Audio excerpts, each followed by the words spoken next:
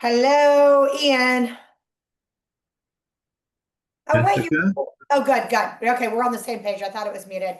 You're not getting makeup today, but I did wear my special peachy shirt for this peachy market we're in right Hey. now for all of So, the buyers. So, tell everybody who you are in case they've never seen you before and never heard of what you do.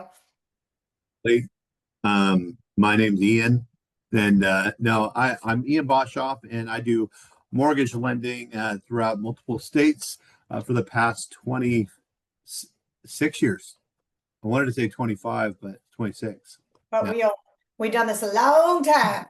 27 years. Oh my gosh, I'm old. So anyway, I've been doing that for 27 years, and it's all I know how to do when it comes to mortgage, real estate, financing, the economics behind financing. If it has to do with anything that sits on a property that is owned, I can lend on it, and we can find a way from zero down on residential financing to mortgage loans to development, real estate development. I can help develop land. We can do land and construction acquisition and building. We can do private money financing, bridge financing, short-term financing, reverse mortgages, home equity lines of credit. Anything has to do with money and collateral we can do. Some of the best rates that I've known to see within the country. We work with about 120 banks. We are a bank directly, and we work with other wholesale lenders. And that gives us the freedom to not just use what our in-house products are, your standard boilerplate USDA, VA, FHA, conventional, and jumbo, which we do in-house. And we also do DSCR. We do construction in-house construction where we service our own products. We do construction on modular. We do construction on stick-built barn dominiums, which a lot of lenders don't like to do, and manufactured piece, which we also do construction on. So there's really, if you need a loan, we can do it. And luckily, Jessica has seen and worked with me for the past 10 years, and she's probably the best agent that I've ever worked with in my entire history, just because of everything she does for the clients, what she does for the community, and what she does in general. She gets a significant more amount of credits to all buyers that I've seen than any other agent ever worked with, hands down. End of discussion. So that's what I do. That's that in a nutshell. That's what Jessica does, but she does way more than that. So that's who I am. I think that speaks to our negotiating skills. So Ian and I have another call tomorrow with a new client, and I'll tell you the quick story of this. We're working with another one of our favorite corporations, right? They do a lot for their agent. They do a lot for their employees, and I love the way they run their business. Their managers get their own P&L, and they're in charge of their store, and they're bonused as incentive to run a good profit and loss. Which I'll tell you, like Starbucks. I'm not like a huge fan of their coffee, but that's not what I'm started off to say. I know a lot of managers and I've sold to managers at Starbucks. Your profit and loss, you do not have any control of. This corporation, you do. So I love them for that. So as soon as their managers become, assistant managers or managers, they're like, do you own a house? Call Jessica. And everybody knows this is a team over there. So I was with another one of our buyers, which we just got a counter offer on, and I think we're going to accept this morning. And we were going through the numbers and what those numbers look like using the buy down as we use for every single buyer, the closing costs that we're going to get for them, the origination fees. We're doing a DPA, a down payment assistance. And he had a text come in at that moment from another manager who is still renting a house. And he said, you need to buy a house. And he said, oh, we already tried, it didn't work. He said, it's because you weren't working with this team. You need to work with this team. You need to understand the difference. And so we have a call with them tomorrow night. It's a husband and wife. They're hustling like everybody I know at that corporation, and we're going to be able to get him in. So it's a difference between working with like an average realtor who just writes an offer and is like, oh, get what you get.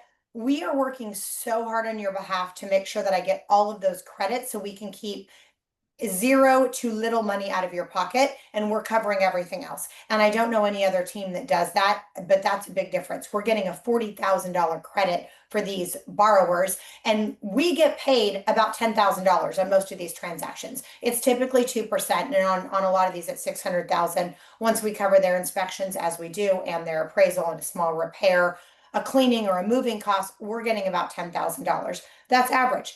An average agent is going to get $10,000 and they're not going to do shit. That's just facts. We are negotiating $40,000 on your behalf. So you are out zero to nothing out of pocket. And that's a really big differential that if you're a borrower and you're not getting that treatment, your agent's getting paid the same amount regardless, maybe even more. We work from Yeah. this all the time because we're able to do that because we're doing volume.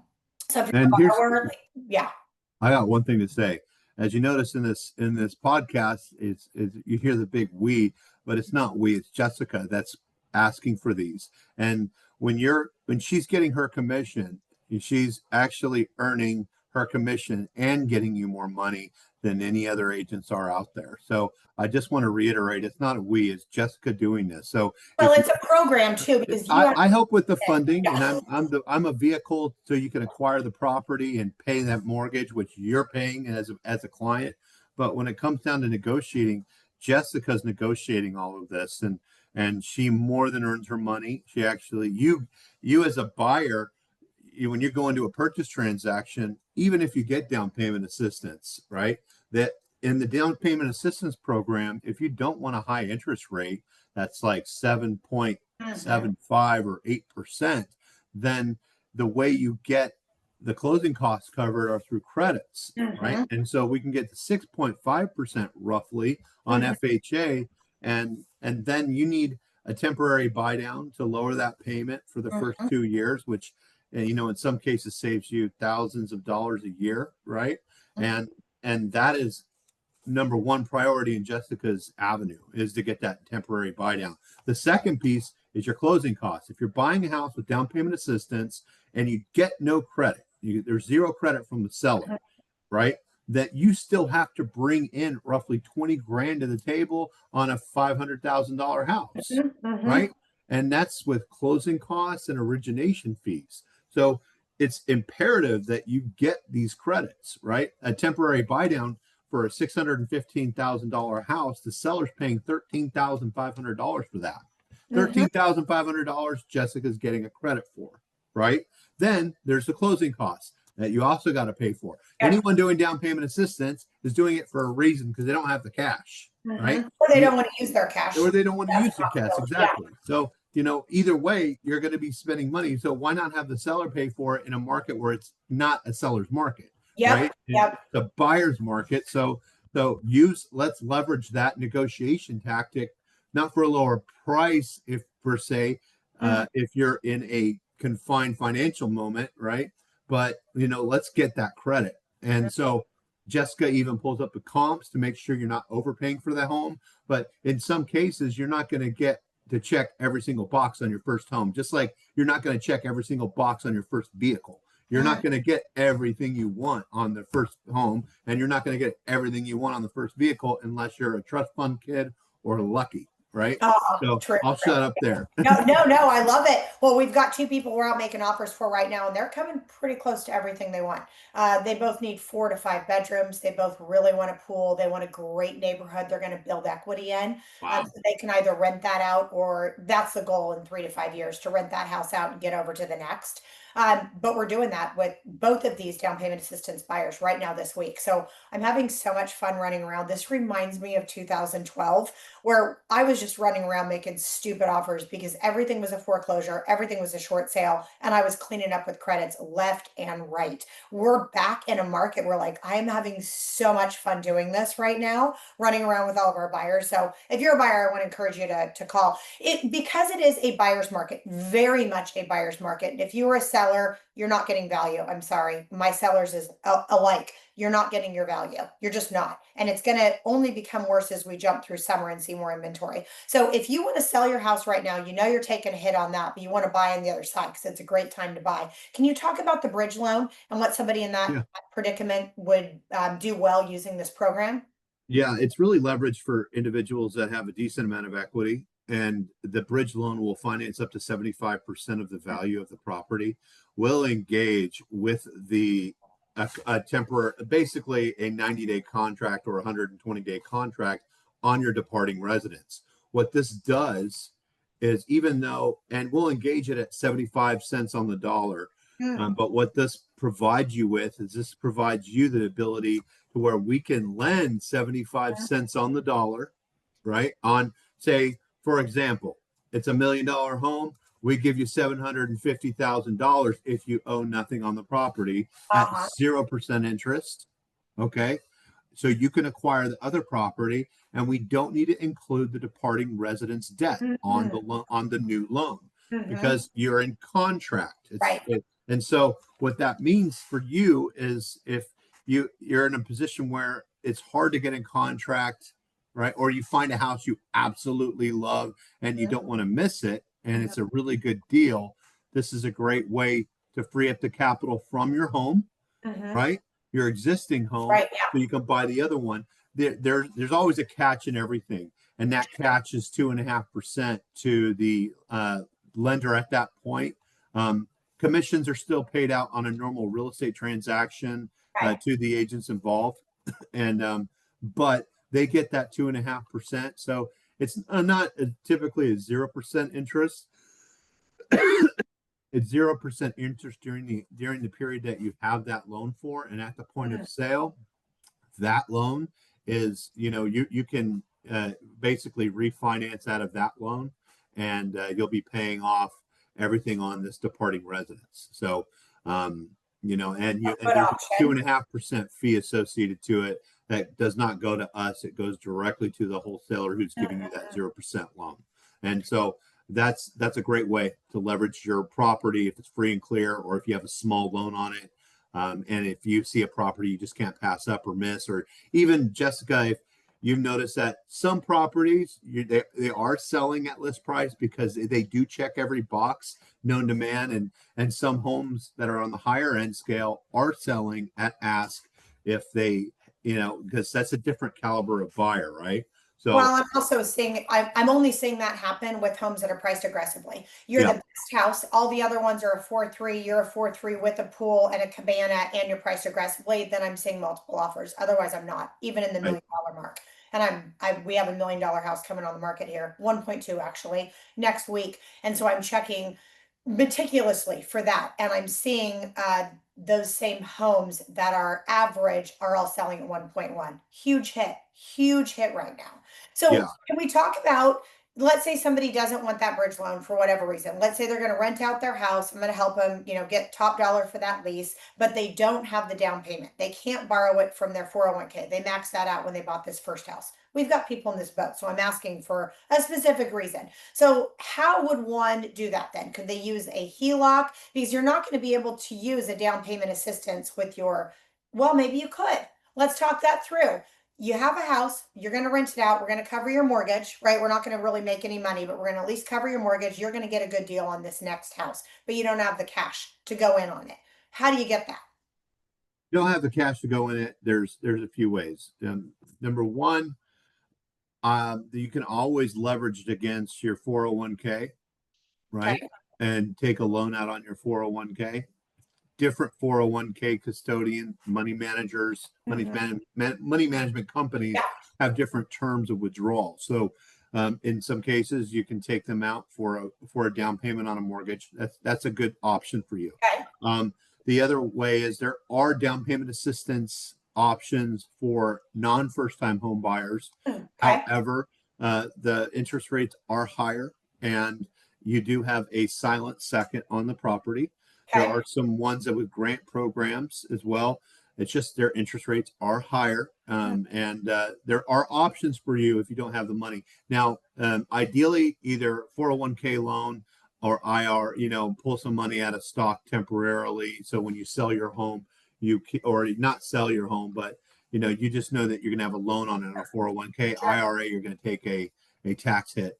The other piece is if you do have a decent amount of equity. I mean, you don't need crazy equity, but we're seeing home equity lines of credit up to 95%, 90%, Mm. as long as your credit is at a higher standpoint, right?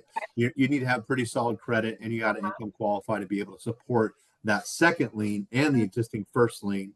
Um, and and the big piece is that if you've got to offset that debt. So the way we do it is rental agreement, and Mm-hmm. we have to get a rental market analysis on the Sure. departing resident. So this is a two-part play. One Mhm. is how do we get down payment? The other part is how do we offset that debt that you have, and Yeah, yeah, which is the mortgage, right? yeah. And so we get a rental agreement. We do a comparable rental market analysis with an appraisal Okay. 1004D, and so they're going to do an income on that property, the average rent received, and we can take 75% of that number to Mm, offset the existing lien on that property. So you can qualify for the new property. So there are ways you can do. Um, VA is one. You mm, can't use a specific amount of entitlement, but you could refinance out of the existing VA loan to free up so you're at zero down on the new purchase if you're a veteran. USDA has options with zero down, but there are income restrictions and there's a lot of restrictions. If you fall in that sweet spot category, it's great, but you know, otherwise you're looking at on a regular standard loan, 3.5% down or 5% down. So if you've got that in the bank, you can bring yeah. that to the table as well. I So, love the idea because we actually have somebody looking for that right now. This family's used us for three of their homes, three of their loans. We're not quite seeing rates where we want them to, where we want to see them yet to refinance. One of their homes, it's about to bump up with our, we did a temporary buy down, and now they're looking at, okay, what are the other ways we could get this solved? Could we rent that house out? They want a house with a pool in the backyard. I found one right around the corner from their existing. Price is literally the same price. I couldn't get this 2 years ago when I sold them the newer home in a PUD, plan unit development, with a community pool in Lincoln, but I can now. There's one right around the corner, saw it last night. Big 4 to 5 bedroom house, pool in the backyard. It's everything they want, and it's the same price as their planned unit development because prices have come down over these past 2 years. we So, haven't talked about that. yeah, I know that client. We've done 3 loans, and uh-huh. they're part of the corporate program that Jessica Yep. set up. And you know, a lot of these area managers, they have good income. They don't have the time to shop around for the right people, but she's used Jessica on 3 transactions, and this would be the fourth. So, you know, that one's going to be. I have to talk to her. We haven't spoken about that, so I'll have to Yeah, talk to no, her. exciting stuff. But I'm seeing, I'm, my wheels are turning because I'm thinking, okay, if we have a family we've already sold to, they're solid on their home. We haven't seen equity move. We sold it 2 years ago. Their mortgage is going up. As long as I can cover that mortgage with today's rate, you know, the new updated rate that they're bumping into because we did a 2 year temporary buy down. We have a couple of those right now. As long as I can cover that with rent, then they're free to move to their next property, which is an upgrade, but the same price as their mortgage they pulled 2 years ago because prices have come down. We were stagnant for the past 2 years. Not everyone's talking about this, and I'm not sure why. I literally almost died last week. I was at a a networking event through the chamber, and a lender got up and said, "Hey, you know, date the rate, buy the house. You're going to be sorry if you don't because prices are going up." And I turned around to my table and I was like, "This is absolute fantasy. I don't even, this is like, plug your ears. These are not truths that he's saying right now." Which, I mean, I think this is all based on insecurity. You and I know where our market is, and we're going to find, we have continued to find our sweet spot doing volume and helping people that really need the help. And if I go to a listing appointment and they say I want 650 for my house and I know they're only going to get 630, I'm going to be clear about that for two reasons. Number one, because I'm honest and transparent. That's number one. And second, I want your business, but only if it's going to be right for you. And if it's not, and if 630 is not the number that you need, then I would say, let me help you rent it out. Do whatever I can for free. I'm not a property manager. I self-manage my own properties. Let me help you in the ways that I can to save you the money, and we'll revisit this in 2 years. Maybe I move you over to the Property Joes and we Airbnb it and make you a lot more money than what I can get you in rent. But the last thing I'm going to do is put my name on a property that's overpriced. It wastes my time, my money, and my ability to go help all the buyers that are ready to go right now. Yeah. It's just not something I would do. But for these folks that are in that predicament where equity hasn't moved, and maybe we're going to do an Airbnb move and get their house rented out and make more money, I can get them into another property because prices are declining right now. We have so much inventory and rates are still high, and not everyone's using the temporary buy down. This is a great time for a buyer. And I wouldn't just say that to bring buyers to the table. It's a great time to buy if you live and work in California. If you live and work here, you have to be here and you may as well buy a house because rent goes up 10% every year and that's going to continue. So the only way to have that stabilizing factor for your retirement in 20 years is to buy a house. Yeah. No, I agree. The big thing too is how we need to really understand if, like in her situation, in this situation, Mm-hmm. she did do a buy down, Oh, but she did a temporary buy down, but we have to take the 30-year payment to uh, offset with the oh, sure, current sure. rent now market. So Yeah, when you're looking at a departing residence, it's very important to talk to your agent, talk to your yeah. real estate agent, and they're going to figure out what this place could rent for, and then we need an appraisal Mm-hmm. that's going to really kind of calculate what that number is, and then we can take 75%. If that number's a loss, then understand that the house that you're trying to buy, it really depends on your debt to income ratio. So Right, right. Because that loss is yeah, incorporated into your debt to income, right? so we have to make sure that you got to make sure if you're buying that you're not racked up on debt, Mhm. right? And that's the common mistake. You got people that rack up their debt, then they want to buy a house, or they buy a car, then they Yeah, want to buy a house. And so you need to do it the other way around. Have your yeah, debt paid off, buy the house, then try to acquire, the things that you want as opposed to yeah, need, right?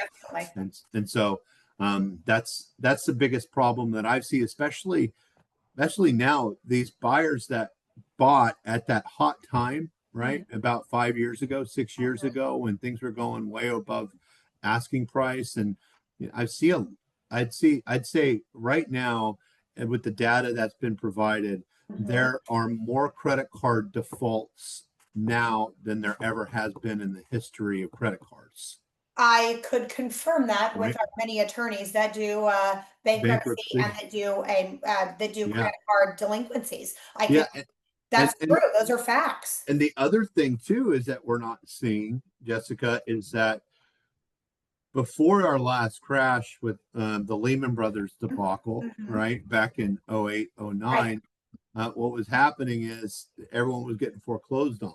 And why we don't see this huge spike in foreclosures is because of renegotiated modifications that have taken place. Yeah. Those numbers are not reported as derogatory, Mhm. right? During Yeah. COVID, a lot of people Very took true. that forbearance, Mhm. and they could go 12 to 18 Yeah. months without Uh-huh. payment. A Yeah. lot what you are seeing as foreclosures, the people that didn't address that situation, or the people that can't make that payment now because they racked up a bunch of debt. And Mhm. so the biggest problem I see and the biggest challenge I see is mismanagement of money. People are not trying to make more money. They're making the same kind of money. Everything's doubled in price, right? Over the past 4 years. Yeah. Food doubled, gas tripled, and Yeah. so that's your main expense as a household is food and gas, right? And Yeah. so, I mean, our family right here, I'm spending almost $2,000 a month on food, But right? you have like 8 kids, so I mean, just Yeah. to be fair. Well, not eight, but like we've got four in the house, and then there's me. Uh-huh. I'm not a small guy. I Yeah. like to eat, and so, but my son's right behind me. He just wants to eat, and our cats like to eat, and so Uh-huh. I mean, it's just expensive to live. It So is. focus on side hustles. Focus on making as much money as you can. What's really going to help you is making more money, Mhm. right, and paying down debt. And And lowering your expenses. Like everyone should be meal prep. I know this is not a podcast about meal prep, but like you and I both work out. I have yeah, I very rarely am out to eat. I am like my Tesla was a calculated move because of the amount of driving that I do.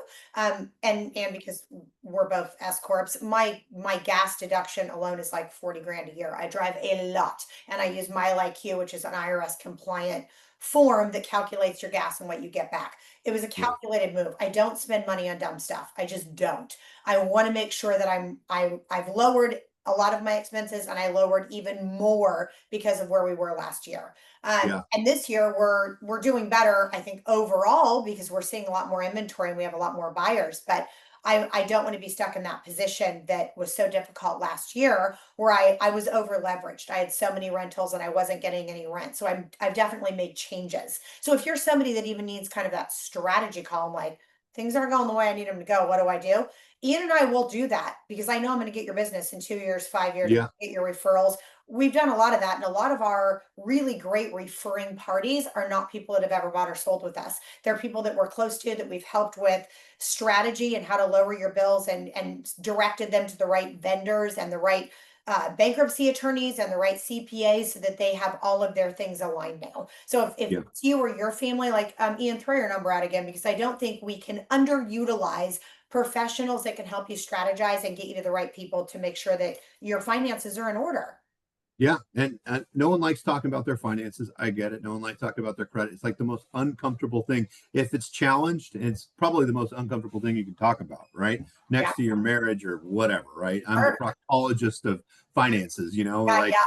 Yeah. come in and take off your financial clothes and let me take a look. No one enjoys that, but I've seen it all. When I say I've seen it all, I've seen it all. So Mm. when you can, if you have the time and you're not sure where to start, or you've searched the internet and you hear a bunch of different things, or you hear your friends at work, why don't you talk to somebody that deals with this every single day? I deal with credit every single day. I've seen every type of scenario. My phone number is 916-872-7177, or you can email me at ianb@gomortgage.com. That's IANB@gomortgage.com. Yeah. And we're really serious. Like we do a lot of strategy calls and we've worked with people that we've both turned away. Like this won't be the best program for you. Given where you're at, I wouldn't suggest pulling a HELOC. I'd suggest this instead or that. I've helped lots of people start businesses. It's like my favorite thing to do, and side hustles. I want to see you financially well because a financially responsible person is going to be able to make more responsible choices. And you can't make those choices when you're in the middle of a crisis and you're in like fight or flight and your finances aren't okay. You can't make good decisions. So Yeah. if you know somebody in that position, we'd love to chat with them, not because we're going to sell them a house, but because we could really help get your credit in order, get you ready to go, even if it's not going to be a move here for whatever reason. Yeah, I mean the divorces are huge. If it what the a lot of people make, divorces, bankruptcies, and all that are huge to prepare and talk to a lender prior, Yeah. talk to an agent prior.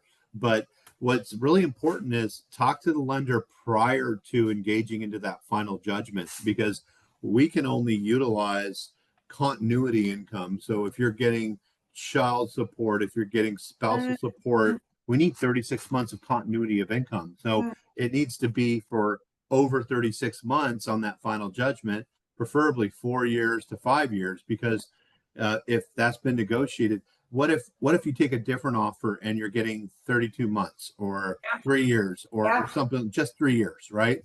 Well, we can't use any of that income because there's not continuity in there. Uh-huh. Now, and if you took like a lump sum of cash and reduce the time that you would receive spousal support or child support, then we can't use that. So Yeah. it's important to talk to, if your intentions are to buy real estate in the near future, which most people after a divorce, some rent, but their intention is to buy again.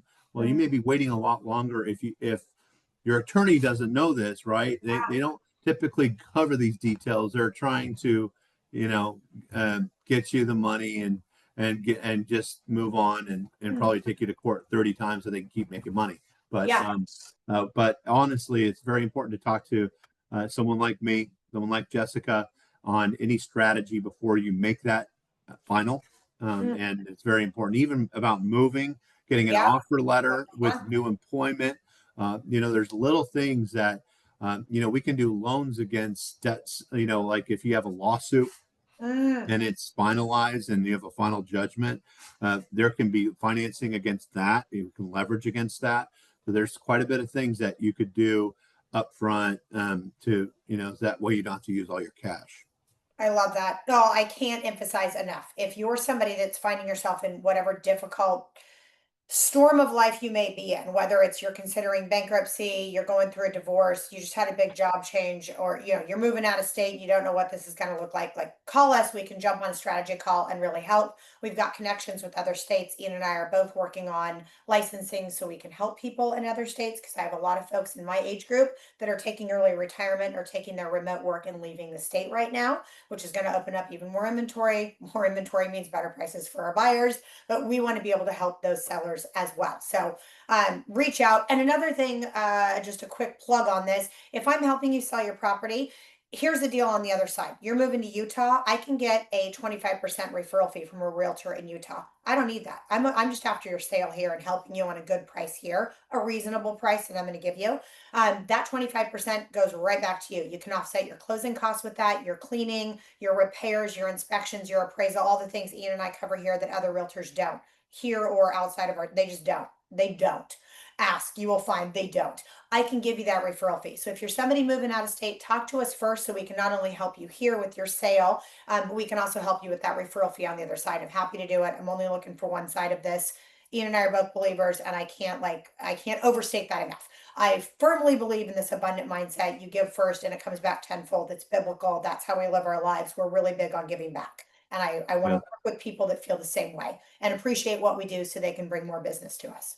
Yeah, and if you are going out of state, to add, Jessica, is that we have many resources. Like we can look at the possible projection of home values in that particular area, Oh, good the thinking. economy, the economy set footprint in that area, the Yeah. tax incentives for corporations in that area. Mhm. Whether if you're facing a point where you should either move here or there or Yeah. here, and you're trying to decide, we can help with that. I do lend in multiple states, just depending on, I need a heads up and when your intentions are. But I've been licensed in, before I was licensed in 50. Then I reduced that down to 16, and now I'm just licensed in a few. But mainly because I have to do education on every state every year, and it gets financially expensive Sure. depending on if I don't do a lot of business in that state. But long story short, we can help you with numbers on whether or not it's a good idea to move in a certain area, right? Some areas in Florida are worse than others. Some areas in Texas are worse Yep. than others. Jessica is prominent in Texas. So, in fact, are you there right now? I'm leaving tonight. Yeah. I'm leaving. Okay. Yeah. Yeah. So So, we're getting boots on the ground there for a very specific reason. I've got a team in Florida and I have a team in Arizona, and these are definitely cheaper states. mhm, Florida and Texas, I'll speak specifically to. You can get a house in both of those states in different places, but for 250,000. And if you're close enough to a military base in Texas and Florida specifically, I can rent that house out. I can help you rent that house out for 2,500 a month. With 20% down on this out-of-state residence, if you're here and you're buying there, your payment is 1,400. So do the math on that spread. If you're someone looking to retire and you don't own a home in California and you can't buy a home in California for whatever reason, do yourself a favor and let's find you a home out of state where you can eventually retire and make some money while we're waiting that out. If you're in yeah. our age group, you've got 10 years anyway, giddy up. So Ian and I can help with all of that, the whole step of the way. You can work with the local lender on that, and we've got boots on the ground there with the team. So again, we'd love to help you. 916-532-8916. Ian, mention your phone number and your email again. 916-872-7177 and ianb@gomortgage.com. All right, love it. Well, we're going to get back to work with all of our counter offers and getting our buyers in contract today before I leave. Yeah. Before I leave for Texas, Let's go. and then do some videos there on what you can buy. So look forward to seeing all of our friends next week. And I can't encourage you enough to just reach out so we can have that beginning strategy call, find out where you are and find out where we can help you right now. It's a great time to be able to purchase. Thanks, Jessica. Thank you. All right. See you next All right. week. See Okay. ya. Bye.